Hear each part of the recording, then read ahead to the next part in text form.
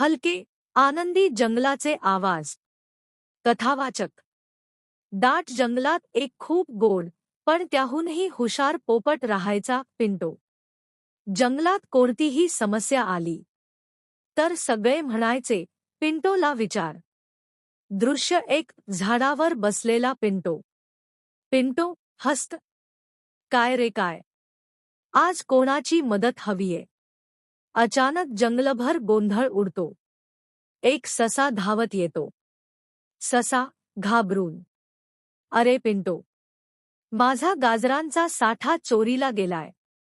पिंटो डोळे चमकवत, हु, ही साधी चोरी नाहीये. दृश्य 2. पिंटोचा तपास. पिंटो खाली उतरतो, गाजरांच्या ठिकाणी येतो.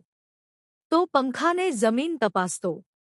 पिंटो, हे बघ, हे छोटे छोटे पाऊलखुणा आणि ही दातांची खूण. हा काम खारींचंच असू शकतं.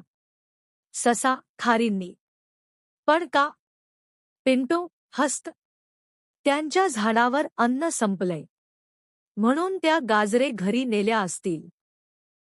दृश्य 3. खारींचा बिळाखाली पोहोचतात. खारी चिंताग्रस्त बसलेल्या. खार, ससा रुसणार की काय? आम्ही फक्त थोडं उचललं. पिंटो शहाणेपणे, चूक झाली असेल पण एक उपाय आहे.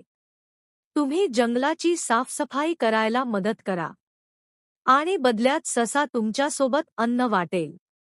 ससा हसतो. ससा, हे तर छानच. चालेल. दृश्य 4. शेवट. सगळे मिळून जंगल स्वच्छ करतात. खारी गाजरे परत देतात. पिंटो झाडावर बसून आनंदाने ओरडतो. पिंटो, जंगलात भांडण नको. बुद्धी वापरा, मैत्री ठेवा. आनंदी संगीत वाढतं. कथावाचक. असं करत पिंटो जंगलातील सर्वांचा आवडता झाला.